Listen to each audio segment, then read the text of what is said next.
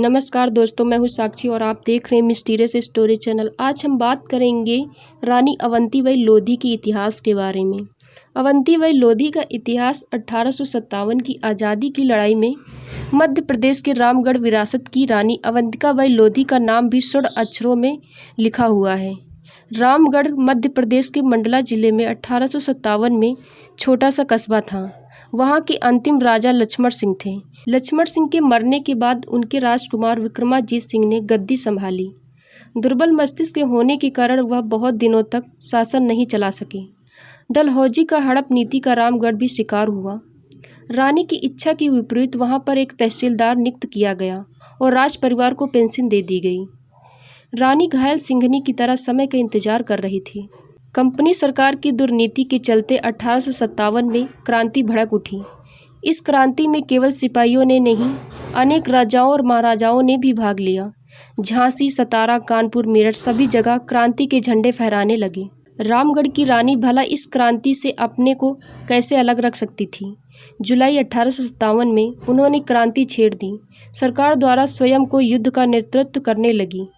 उसके विद्रोह की खबर जबलपुर के कमिश्नर तक पहुंची। कमिश्नर ने रानी को पत्र द्वारा निर्देश दिया कि मंडल के डिप्टी कलेक्टर से मिले।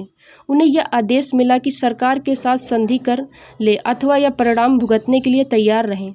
अवंतिकाबाई लोधी ने कमिश्नर के आदेश का उल्लंघन करते हुए पूरी शक्ति के साथ सरकार का विरोध किया।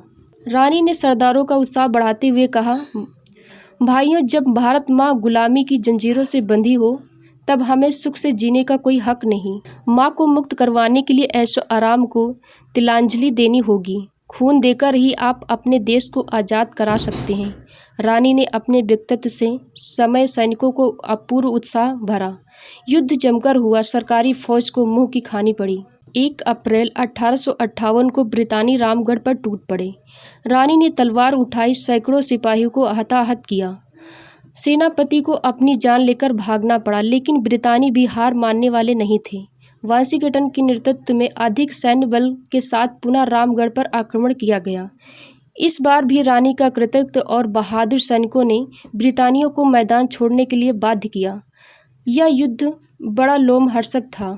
दोनों तरफ के अनेक बहादुर सिपाही वीरगति को प्राप्त हुए। रानी की ललकार पर रामगढ़ की सेना दुश्मनों पर टूट पड़ी। अवंतिकाबाई के सफल नेतृत्व के कारण वाशिंगटन को पुनः मैदान छोड़ जाना पड़ा। रानी की सिपाही के लड़ते लड़ते थक चुके थे।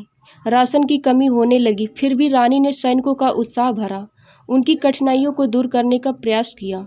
उन्हें पता था कि ब्रितानी अपनी हार सदा स्वीकार नहीं करेंगे। नए सिरे से सैनिकों का संगठन किया गया। रानी भी शंका सहित सिद्ध हुई। तीसरी बार बड़ी तैयारी के साथ ब्रितानी सिपाही रामगढ़ पर टूट पड़े। घमासान युद्ध हुआ। रानी बहादुरी से लड़ी, अनेक सिपाहियों को मारे। रानी समझ गई कि विजय की उनके पक्ष में नहीं है। वह अपने कुछ सैनिकों के साथ जंगलों की तरफ भाग गई और गुरिल्ला युद्ध का संचालन करने लगी। आशा थी कि रीवा नरेश रामगढ़ की मदद करेंगे, पर उन्होंने ब्रितानियों का साथ दिया। हिम्मत की भी हद होती है। केवल बहादुरी से काम कब तक चलता है। न संगठित सेना थी, न विशाल आधुनिक शास्त्र ही थे।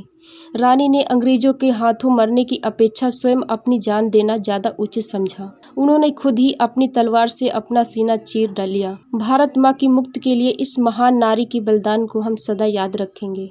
धन्यवाद।